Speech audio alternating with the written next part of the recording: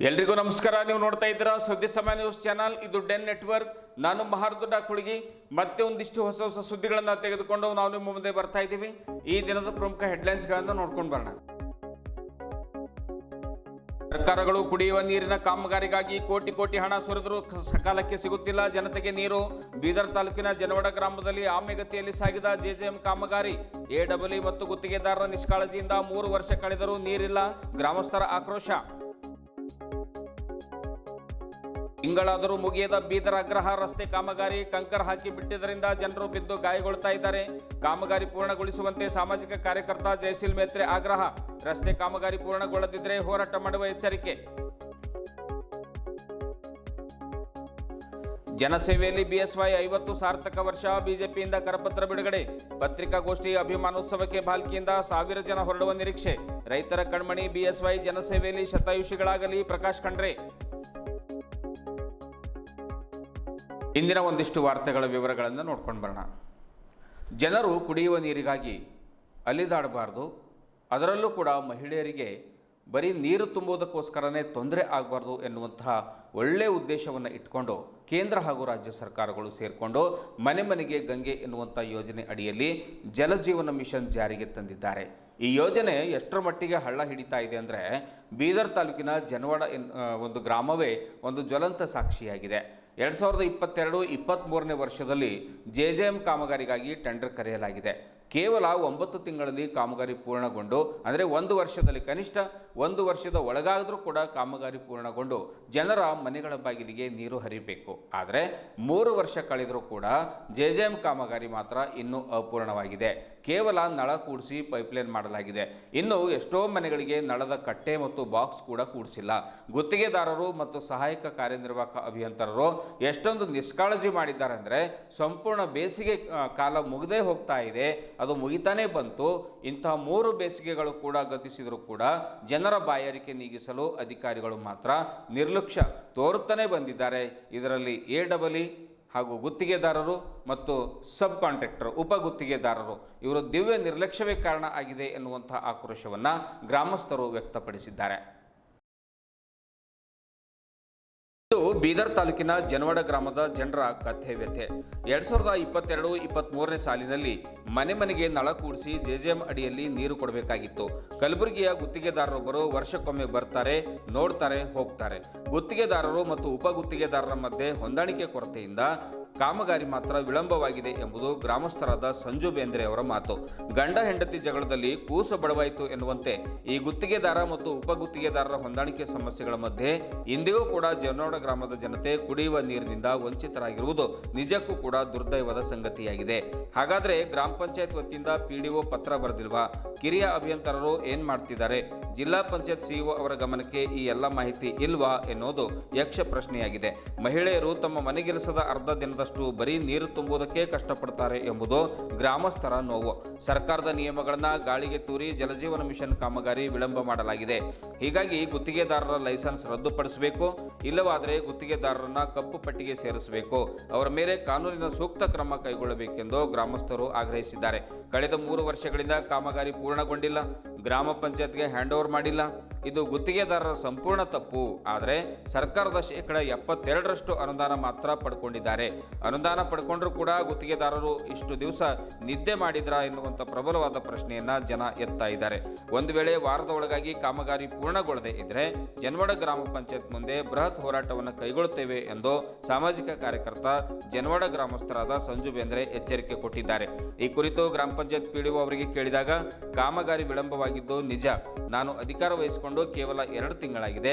ಕಾಮಗಾರಿ ಕುರಿತಂತೆ ಜಿಲ್ಲಾ ಪಂಚಾಯತ್ಗೆ ಹಾಗೂ ಎಡಬ್ಲ್ಯೂ ಅವರಿಗೆ ಪತ್ರ ಬರೆದಿದ್ದೇನೆ. ಕಾಮಗಾರಿ ಪೂರ್ಣಗೊಳಿಸುವ ಭರವಸೆ ಕೂಡ ಕೊಟ್ಟಿದ್ದಾರೆ.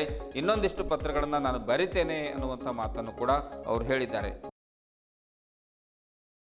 ನನ್ನ ಹೆಸರು ಸಂಜೀವ್ ಕುಮಾರ್ ಬೇಂದ್ರೆ ಅಂತ, ಜನವಾಡ ಗ್ರಾಮದ ನಿವಾಸಿಯಾಗಿದ್ದೀನಿ, ಸಾಮಾಜಿಕ ಕಾರ್ಯಕರ್ತನಾಗಿದ್ದೀನಿ. ಇವಾಗ ಜನವಾಡ ಗ್ರಾಮ ಪಂಚಾಯತ್ ಹತ್ರ ನಾವಿದ್ದೀವಿ. ಆತ್ಮೀಯರೇ, ತಮ್ಮ ಮಾಧ್ಯಮದ ಮೂಲಕವಾಗಿ ನಮ್ಮ ಗ್ರಾಮದ ನೀರಿನ ಸಮಸ್ಯೆ ಬಗ್ಗೆ ನಾನು ತಮ್ಮೊಟ್ಟಿಗೆ ವಿಷಯನ ಹಂಚ್ಕೊಳ್ಳಿಕ್ಕೆ ಇಷ್ಟಪಡ್ತಾ ಇದ್ದೀನಿ. ಏನು ಜಲ್ ಜೀವನ್ ಮಿಷನ್ ಅನ್ನುವಂಥ ಕೇಂದ್ರ ಮತ್ತು ರಾಜ್ಯ ಸರ್ಕಾರದ ಪ್ರಾಯೋಜಿತ ಬಹುದೊಡ್ಡ ಯೋಜನೆಯಾಗಿದೆ. ಸುಮಾರು 5ರಿಂದ 6 ಕೋಟಿ ನಮ್ಮ ಗ್ರಾಮ ಪಂಚಾಯತಿಗೆ ಅನುದಾನ ಬಂದಿರ್ತದೆ. ಇದು 2022ರಲ್ಲಿ ಟೆಂಡರ್ ಪ್ರೋಸೆಸ್ ಆಗಿಬಿಟ್ಟು 2023ರಲ್ಲಿ ಇದು ತಾಂತ್ರಿಕ ಅನುಮೋದನೆ ಎಲ್ಲ ಒಂದು ಕಾಂಟ್ರಾಕ್ಟರ್ಗೆ ಸಿಕ್ಕಿರ್ತದೆ. ಸುಮಾರು 3 ವರ್ಷ ಕಳೆದರೂ ಕೂಡ ಇಲ್ಲಿ ತನಕ ಅರ್ಧಂಬರ್ಧ ಕೆಲಸ ಆಗಿದೆ. ಇಲ್ಲಿ ಈಗ ಬೇಸಿಗೆ ಇದೆ, ಬಹಳಷ್ಟು ನೀರಿನ ಸಮಸ್ಯೆ ಇದೆ. ಜನ ಈ ನೀರಿನ ಸಮಸ್ಯೆಯಿಂದ ಬಹಳಷ್ಟು ಪರದಾಡ್ತಾ ಇದ್ದಾರೆ. ಸಂಬಂಧಪಟ್ಟಿನ ಅಧಿಕಾರಿಗಳು ಇದರ ಬಗ್ಗೆ ಗಮನ ಹರಿಸ್ತಾ ಇಲ್ಲ. ಬಹಳಷ್ಟು ಸಮಸ್ಯೆ ಇದೆ ನೀರಿಂದು. ಹೆಣ್ಮಕ್ಳು ಸುಮಾರು ಅರ್ಧ ದಿನ ಈ ನೀರು ತರೋದ್ರಲ್ಲಿ ಕಾಲ ಕಳೀತಾ ಇದ್ದಾರೆ. ಎಲ್ಲೂ ಕೂಡ ಇದು ಕಂಪ್ಲೀಟು ಕೆಲಸ ಆಗಿಲ್ಲ. ಆದರೆ ಅನುದಾನ ಅಂತೂ ಸಾಕಷ್ಟು ಮಟ್ಟದಲ್ಲಿ ಈಗಾಗಲೇ ಗುತ್ತಿಗೆದಾರರು ಪಡೆದಿರ್ತಾರೆ. ಅನೇಕ ಸಾರಿ ನಾವು ಕೂಡ ಅವ್ರಿಗೆ ಫೋನ್ ಮುಖಾಂತರವಾಗಿ ಮಾತಾಡಿದ್ದೀವಿ. ಅವರು ಏನಂತ ಹೇಳ್ತಾ ಇದ್ದಾರೆ ಅಂದರೆ ಸಬ್ ಕಾಂಟ್ರಾಕ್ಟರ್ ಇದ್ದಾರೆ, ಅವ್ರು ಮಾಡ್ತಾ ಇದ್ದಾರೆ, ಅವ್ರದ್ದು ಮತ್ತು ಮೇನ್ ಕಾಂಟ್ರಾಕ್ಟರ್ದು ಏನೋ ಸಮಸ್ಯೆ ಇದೆ, ಅದೇನು ಅಂತ ನಮಗೆ ಗೊತ್ತಿಲ್ಲ. ಆದ್ರೆ ನಮಗೇನು ಬೇಕು, ಜನರಿಗೇನು ಬೇಕು, ನೀರು ಕೊಡಿಸ್ಬೇಕು. ಇಡೀ ಬೇಸಿಗೆನೇ ಮುಗಿತಾ ಇದೆ. ಈ ಇಡೀ ಬೇಸಿಗೆ ಮುಗಿದ ಮೇಲೆ ಇನ್ನು ಸ್ವಲ್ಪ ದಿನ ಏನೋ. ನಮಸ್ಕಾರ, ನಾನು ಜಗನ್ನಾಥ್ ಪೂಜಾರಿ ಅಂತೇಳಿ, ಗ್ರಾಮ ಪಂಚಾಯತಿ ಜನವಾಡ. ಗ್ರಾಮ ಪಂಚಾಯತ್ ಜನವಾಡದಲ್ಲಿ JJM ಕಾಮಗಾರಿದು 2023ರಲ್ಲಿ ಟೆಂಡರ್ ಆಗ್ಯದ. ಬಟ್ ಊರಾಗೆಲ್ಲ ಸ್ವಲ್ಪ ಪೈಪ್ಲೈನ್ ಆಗ್ಯದ. ಆಮೇಲೆ ಮೇನ್ ಪೈಪ್ಲೈನ್ ಏನದ ಓಪನ್ ಇಲ್ಲಿಂದ ಟಾಕಿ ಪೈಪ್ಲೈನ್ ಇತ್ತು, ಅದು ಪೆಂಡಿಂಗ್ ಅದ. ನಾನು ಬಂದಿಲ್ಲಿ ಒಂದು 2-3 ತಿಂಗಳಾಯಿತು. ಬಟ್ 2-3 ತಿಂಗಳಲ್ಲಿ AWS ಅವರು ಮತ್ತು JS ಅವರು ಕೂಡ ಬಂದು ಎಲ್ಲ ವಿಸಿಟ್ ಕೊಟ್ಟಿದ್ದಾರೆ. ಇನ್ನು ಪೈಪ್ಲೈನ್ ಮಾಡೋದೈತೆ ಅಂತೇಳಿ ಅವರು ಮೇನ್ ಕಾಂಟ್ರಾಕ್ಟರ್ ಏನೋ ಸಬ್ ಕಾಂಟ್ರಾಕ್ಟರ್ ಅವರಿಗೆ ರಾಜೇಂದ್ರ ಪೂಜಾರಿ ಅವರಿಗೆ ಕೊಟ್ಟಿರು. ಈಗ ಅವರು ಸ್ವಲ್ಪ ಕೆಲಸ ಮಾಡಿ ಇನ್ನೂ ಪೆಂಡಿಂಗ್ ಇಟ್ಟಿದ್ದಾರೆ, ಪೇಮೆಂಟ್ ಆಗಿಲ್ಲ, ಅದು ಹೋಗಿಲ್ಲ ಅಂತಂತೇಳಿ. ಅವ್ರು ಗುತ್ತಿಗೆದಾರ ಇಬ್ಬರು ಇದಾಗಿ ಹಾಗಾಗಿ ಮೇನ್ ಗುತ್ತಿಗೆದಾರವ್ರಿಗೆ ಕೆಲಸ ಮಾಡ್ಲಿಕ್ಕೆ ಬಂದಾರೆ.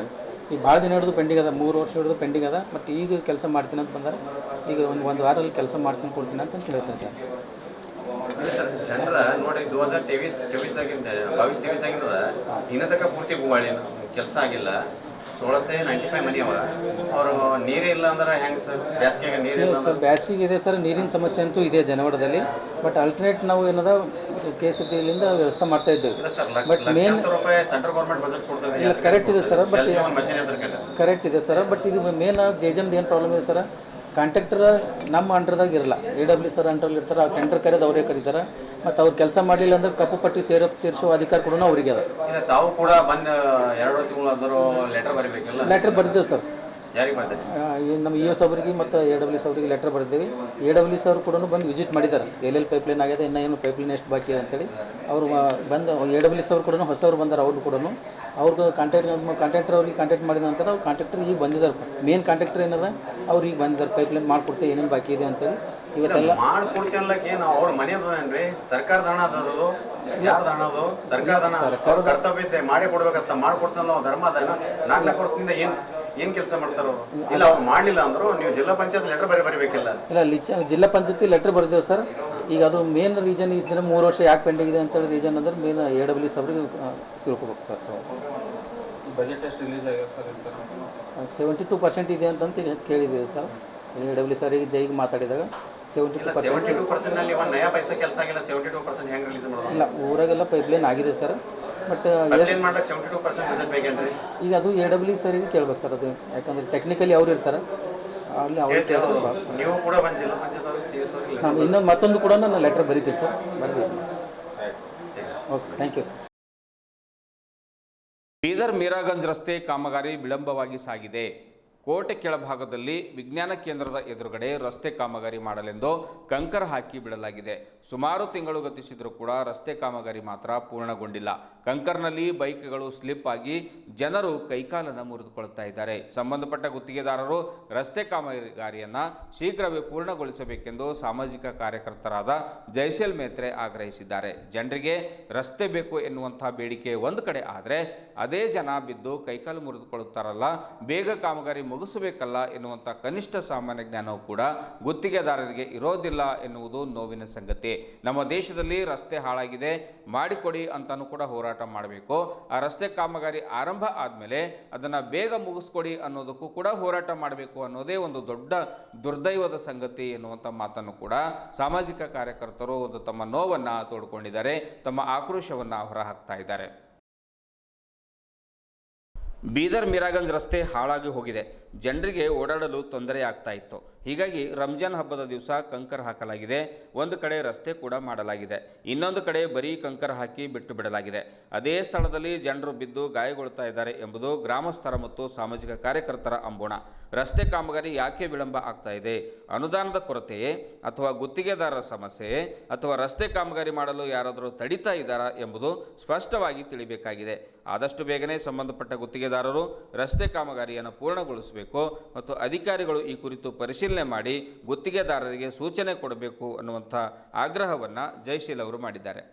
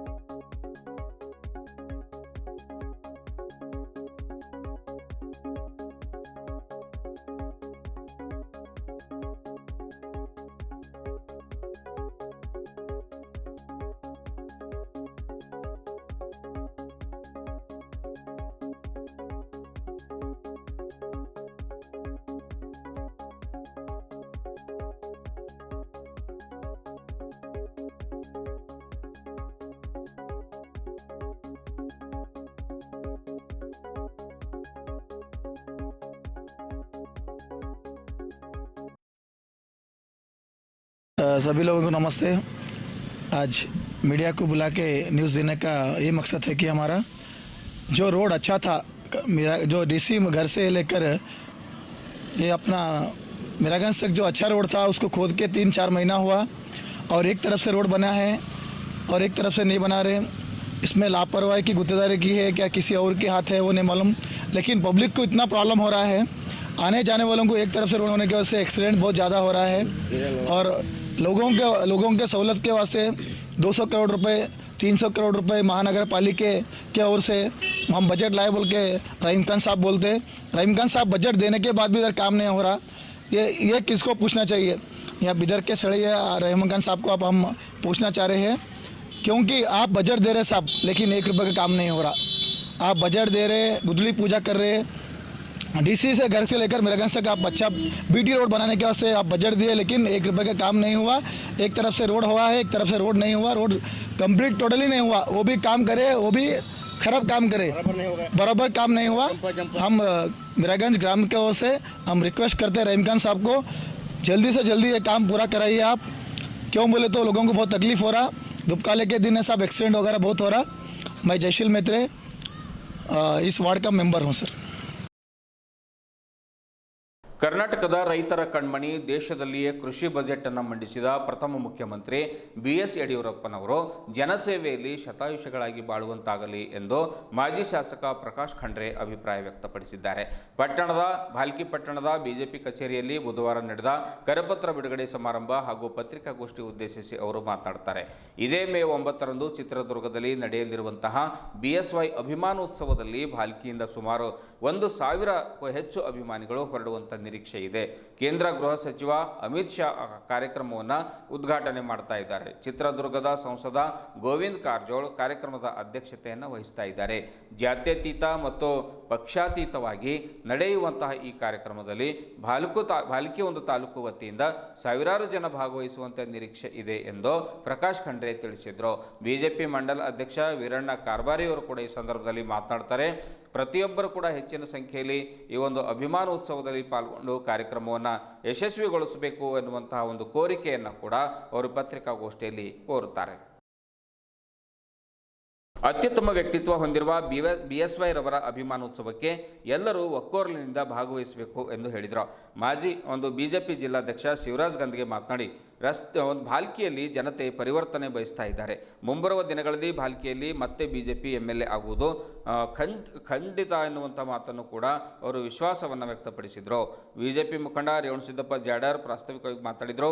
ಈ ಸಂದರ್ಭದಲ್ಲಿ ಗೋವಿಂದರಾವ್ ಬಿರಾದಾರ್, ವಿಜಯಕುಮಾರ್ ಪಾಟೀಲ್, ಸುಭಾಷ್ ಬಿರಾದಾರ್, BRB, ಸಂತೋಷ್ ಪಾಟೀಲ್, ಮನ್ಮಥ್ ಸ್ವಾಮಿ ಸೇರಿದಂತೆ ಇನ್ನಿತರರು ಉಪಸ್ಥಿತರಿದ್ದರು. 9ನೇ ತಾರೀಕಿಗೆ ಚಿತ್ರದುರ್ಗದಲ್ಲಿ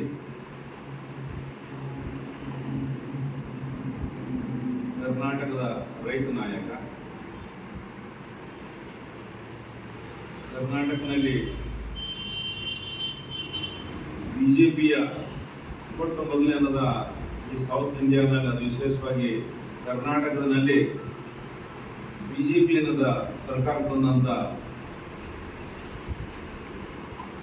ನಮ್ಮ ಬಿಜೆಪಿ ಕಟ್ಟಿ ಬೆಳೆಸಿದಂತ ಇಡೀ ಕರ್ನಾಟಕ ಸುತ್ತಿ ಸೈಕಲ್ ಮೇಲೆ ಪ್ರತಿಯೊಂದು ಗ್ರಾಮಕ್ಕೆ ಹೋಗಿ ಕಾರ್ಯಕರ್ತರ ಬಳಿ ಹೋಗಿ ಕಾರ್ಯಕರ್ತರ ಮನೋಬಲ ಅನ್ನೋದ ಗಟ್ಟಿ ಮಾಡಿ ಬಿಜೆಪಿ ಅನ್ನೋದ ಸರ್ಕಾರ ತಂದಂತ ಮಾನ್ಯ BS ಯಡಿಯೂರಪ್ಪನವರ ಅಭಿಮಾನೋತ್ಸವ ವಿಶೇಷವಾಗಿ ಆ ಸಮಯದಲ್ಲಿ ಬಿಜೆಪಿ ಅಂದ್ರೆ ಬಹಳ ಜನರಿಗೆ ಏನದ ಗುರುತೂ ಇದ್ದಿಲ್ಲ, ಬಿಜೆಪಿ ಅಂದ್ರೆ ಬಹಳ ಜನರಿಗೆ ಆಸಕ್ತಿನೂ ಇದ್ದಿಲ್ಲ. ಅಂಥ ಸಮಯದಲ್ಲಿ ಬಿಜೆಪಿ ಕಟ್ಟೋದ್ರಲ್ಲಿ ಅಟಲ್ ಬಿಹಾರಿ ವಾಜಪೇಯಿ ಅವರ, ನಮ್ಮ ಹಿಂದಿನ ಪ್ರಧಾನಮಂತ್ರಿ ದಿವಂಗತ ಅಟಲ್ ಬಿಹಾರಿ ವಾಜಪೇಯಿ ಅವರ ಮತ್ತು ನಮ್ಮ ಹಿರಿಯ ನಾಯಕರು, ದೇಶದ ಅಧ್ಯಕ್ಷರು ಹೇಳಿದ ಪ್ರಕಾರ 9ನೇ ತಾರೀಕನ್ನು ಹೆಚ್ಚಿನ ಸಂಖ್ಯೆಯಲ್ಲಿ ಮಾನನೀಯ BS ಯಡಿಯೂರಪ್ಪ ಅವರ ಅಭಿನಂದನಾ ಉತ್ಸವ ಕಾರ್ಯಕ್ರಮಕ್ಕೆ ಕಾರ್ಯಕ್ರಮದಿಂದ ಪ್ರತಿ ದಿನ ಕಾರ್ಯಕರ್ತ ಹೋಗಬೇಕಂತ ಯೋಜನೆಯನ್ನು ಪಕ್ಷದಿಂದ ಪ್ರಕಾಶ್ ಖಂಡ್ರೆ ನೇತೃತ್ವದಲ್ಲಿ ಯೋಜನೆಯನ್ನು ಮಾಡಲಾಗಿದೆ. ಹೆಚ್ಚಿನ ಸಂಖ್ಯೆಯಲ್ಲಿ ಈ ಕಾರ್ಯಕ್ರಮಕ್ಕೆ ಒಂದು ಕಾರ್ಯಕರ್ತವನ್ನು, ಪದಾಧಿಕಾರಿಯನ್ನು, ಸಾಮಾನ್ಯ ಅಭಿಮಾನಿಗಳು ಹೋಗಬೇಕಂತ ಯೋಜನೆ ಮಾಡಲಾಗಿದೆ. ಮುಖ್ಯತಃ ರಾಜಕೀಯ ವಿಚಾರದಲ್ಲಿ ನಾವು ಹೇಳಬೇಕಂದರೆ ಭಾಲ್ಕಿ ವಿಧಾನಸಭಾ ಕ್ಷೇತ್ರದಲ್ಲಿ ಪರಿವರ್ತನಾ ಸ್ವಲ್ಪ ಜನರಲ್ಲಿ ಕಾಣ್ತಾ ಇದೆ. ನಾವು ಪ್ರವಾಸ ಮಾಡ್ತಿದ್ದೀವಿ. ಈಗ ಪ್ರವಾಸ ಮಾಡಿದ ಮೇಲೆ ಅಗಳಿ ವಿರೋಧ ಜನರಲ್ಲಿ ಭಾವನೆ ಬಂದಿದೆ. ಇಲ್ಲಿ ಮಂತ್ರಿಯಾಗಿ, ಶಾಸಕರಾಗಿ, MP ಆಗಿ, ಸರ್ಕಾರ ಆಗಿ ಡೆವಲಪ್ಮೆಂಟ್ ವರ್ಕನ್ನು ನಡಬೇಕಾಗಿತ್ತು, ಅಭಿವೃದ್ಧಿ ಕೆಲಸವನ್ನು ಪ್ರತಿ ಹಾಳಿನಲ್ಲಿ ನಡಬೇಕಾಗಿತ್ತು, ಅದು ನಡೀತಾ ಇಲ್ಲ. ಕೇವಲ ದಬಾವದ ರಾಜನೀತಿ, ವಿರೋಧಿ ಪಕ್ಷದ ಕಾರ್ಯಕರ್ತರನ್ನು ದಬ್ಬಾಳಿಕೆ ಮಾಡಬೇಕು. ಯಾವ ಪ್ರಕಾರ ಮಮತಾ ಬ್ಯಾನರ್ಜಿಯವರು ಮಾಡ್ತಾ ಇದ್ದೀವಿ ಪಶ್ಚಿಮ ಬಂಗಾಳದಲ್ಲಿ, ಕೇಸಸ್ ಮಾಡೋದು, ಯಾರು ವಿರೋಧ ಮಾತಾಡಿದರೆ ಅವ್ರಿಗೆ ಧಮಕಿ ಹಾಕೋದು, ಏನು ರಾಜನೀತಿ ಇಲ್ಲಿ ನಡೀತಾ ಇದೆ. ಜನರಿಗೆ ಬೇಸರಾಗಿಲ್ಲ, ಯಾರು ಭೇಟಿ ಆಗ್ಲಿಕ್ಕೆ ತಯಾರಿಲ್ಲ. ಅವ್ರ ಸ್ಪಂದನೆ, ಅವರ ಪ್ರಶ್ನೆಗೆ ಸ್ಪಂದನೆ ಕೂಡ ಯಾರೇ ರಾಜಕೀಯ ಅಧಿಕಾರದಲ್ಲಿ ಇದ್ದಂಥ ನಾಯಕರು ಇಲ್ಲಿ ಇಲ್ಲ, ಆಗ್ತಾ ಇಲ್ಲ. ಅದಕ್ಕೆ ನಾವು ಹಳ್ಳಿ ಪ್ರವಾಸ ಮಾಡಿದರೆ ಮಾನ್ಯ ಪ್ರಕಾಶ್ ಸಂದರ್ಭದಲ್ಲಿ ಸರಿಯಾಗಿ ಜನರನ್ನು ಬೆಂಬಲ ನಮಗೆ ಸಿಗ್ತಾ ಇದೆ. ಇದೇ ಬೆಂಬಲವನ್ನು ಮುಂಬರುವ ಚುನಾವಣೆ ತನಕ ನಾವು ಇತಿಹಾಸ ಮಾಡಿ 2028ನೇ ವಿಧಾನಸಭೆ ಚುನಾವಣೆಯಲ್ಲಿ ಅಲ್ಲಿನಲ್ಲಿ ಭಾರತೀಯ ಜನತಾ ಪಕ್ಷ ಬಾವುಟವನ್ನು ಹಾರುತ್ತದೆ ಅಂತ ನಮಗೆ ಅನುಭವ ಮಾತಿದೆ. ಕಳೆದ 30 ವರ್ಷದಿಂದ ನಾನು ರಾಜಕೀಯ ಕ್ಷೇತ್ರದಲ್ಲಿ ಮತ್ತು ವಿಶೇಷವಾಗಿ 3 ಅವಧಿಯಲ್ಲಿ ಮಂಡಲ ಅಧ್ಯಕ್ಷನಾಗಿ ನೋಡಿದಂಥ ಭಾವನೆ ಜನರು ಕರೆದಿರೋ ಕಾರಣ ಅಂದರೆ ನಮ್ಮ ರಾಜ್ಯದ ರೈತರ ಕಣ್ಮಣಿ, ಬಡವರ ಬಂಧು, ಎಲ್ಲ ರೈತರ ಆಶಾಕಿರಣವಾಗಿ ಕರ್ನಾಟಕದಲ್ಲಿ ಬಿಜೆಪಿಯ ಬಾವುಟವನ್ನು ಹಾರಿಸಿ ಮುಖ್ಯಮಂತ್ರಿಯಾಗಿರ್ತಕ್ಕಂಥ ಸನ್ಮಾನ್ಯ ಶ್ರೀ BS ಯಡಿಯೂರಪ್ಪನವರ ರಾಜಕೀಯ ಜೀವನದಲ್ಲಿ 50 ವರ್ಷ ಪೂರೈಸಿ ಸಾರ್ಥಕ ಒಂದು ಜನಸೇವೆ ಮಾಡಿರ್ತಕ್ಕಂಥ BS ಯಡಿಯೂರಪ್ಪನವರ ಒಂದು ಅಭಿಮಾನೋತ್ಸವ ಕಾರ್ಯಕ್ರಮ ಚಿತ್ರದುರ್ಗದಲ್ಲಿ ಹಮ್ಮಿಕೊಳ್ಳಲಾಗಿದೆ. ಕಾರ್ಯಕ್ರಮಕ್ಕೆ ನಾವು ತಾಲೂಕಿನಿಂದ ನೂರಾರು ಸಂಖ್ಯೆಯಲ್ಲಿ ಅಲ್ಲಿಗೆ ಹೋಗ್ತಕ್ಕಂಥ ಸಂಕಲ್ಪ ಮಾಡಿದ್ದೇವೆ. ಎಲ್ಲ ಅಭಿಮಾನಿಗಳು, ಎಲ್ಲ ಕಾರ್ಯಕರ್ತರು ಮತ್ತು ಪದಾಧಿಕಾರಿಗಳು ಈ ಒಂದು 50 ವರ್ಷದ ರಾಜಕೀಯ ಜೀವನದ ಒಂದು ಸಾರ್ಥಕ ಜೀವನದ ಒಂದು ಕಾರ್ಯಕ್ರಮದಲ್ಲಿ ಯಡಿಯೂರಪ್ಪನವರ ಈ ಒಂದು ಅಭಿಮಾನೋತ್ಸವದ ಕಾರ್ಯಕ್ರಮದಲ್ಲಿ ಯಡಿಯೂರಪ್ಪನವರ ಬಗ್ಗೆ ಅಭಿಮಾನೋತ್ಸವ ಈ ಕಾರ್ಯಕ್ರಮ ಹಮ್ಮಿಕೊಳ್ಳಲಿಕ್ಕೆ ಕಾರಣ ಏನಂತಂದ್ರೆ, ಕರ್ನಾಟಕ ರಾಜ್ಯ ಕಂಡಂತ ಅತ್ಯಂತ ಜನಪರ ಕಾಳಜಿ ಉಳ್ಳಂತ ಮುಖ್ಯಮಂತ್ರಿ ಯಡಿಯೂರಪ್ಪನವರು. ಅವರು ಮುಖ್ಯಮಂತ್ರಿ ಆದಾಗ ಇಡೀ ದೇಶದಲ್ಲಿ ಯಾವ ಮುಖ್ಯಮಂತ್ರಿ ಕೂಡ ಅವರು ಕೃಷಿ ಬಜೆಟ್ ಮಂಡನೆ ಮಾಡಿಲ್ಲ. ಸಪರೇಟ್ ಆಗಿ ಕೃಷಿ ಬಜೆಟ್ ಅನ್ನೇ ಒಂದು ಮಂಡನೆ ಮಾಡಿರ್ತಕ್ಕಂಥ ಮಹಾನ್ ನಾಯಕ BS ಯಡಿಯೂರಪ್ಪ. ರೈತರ ಬಗ್ಗೆ ಕಾಳಜಿ ಹೊಂದಿರತಕ್ಕಂಥವ್ರು, 0% ಬಡ್ಡಿಯಲ್ಲಿ ಸಾಲ ನೀಡಿರ್ತಕ್ಕಂಥವ್ರು. ಆಮೇಲೆ ಕುಟುಂಬಗಳಲ್ಲಿ ಹೆಣ್ಣು ಮಕ್ಕಳು ಜನಿಸಿದರೆ ಎಷ್ಟೋ ಜನರಿಗೆ ಭಾರ ಅಂತ ಅನ್ಸೋ ಟೈಮಲ್ಲಿ ಆ ಮಕ್ಕಳ ಮುಂದಿನ ಏಳಿಗೆಗಾಗಿ ಒಂದು ಗೃಹಲಕ್ಷ್ಮಿ ಬಾಂಡ್, ಭಾಗ್ಯಲಕ್ಷ್ಮಿ ಲಕ್ಷಗಟ್ಟಲೆ ಹಣ ಬಂದು ಅವ್ರ ಜೀವನಕ್ಕೆ ಅನುಕೂಲ ಆಗ್ತಕ್ಕಂಥ ಒಂದು ಯೋಜನೆ ತಂದು. ಆಮೇಲೆ ಇನ್ನೊಂದು, ಲಿಂಗಗಳಲ್ಲಿ 2 ಲಿಂಗ ಅಂತೀವಿ ನಾವು, ಒಂದು ಸ್ತ್ರೀಲಿಂಗ, ಒಂದು ಪುಲ್ಲಿಂಗ, ಇನ್ನೊಂದು 3ನೇ ಲಿಂಗನೂ ಇದೆ. ಆ ಲಿಂಗಕ್ಕೂ ಕೂಡ ರಿಸರ್ವೇಶನ್ ಕೊಟ್ಟಿರ್ತಕ್ಕಂಥ ಮಹಾನ್ ನಾಯಕ ಕರ್ನಾಟಕದಲ್ಲಿ ಮೊಟ್ಟ ಮೊದಲ. ಇದುವರೆಗೂ ಸುದ್ದಿ ಕೊಟ್ಟಿರುವ ನಾನು ಮಹಾರ್ದು ರಾಕುಳಿಗೆ ಮತ್ತೆ ಮುಂದಿನ ವಾರ್ತೆಗಳೊಂದಿಗೆ ಭೇಟಿಯಾಗೋಣ. ವಂದನೆಗಳು.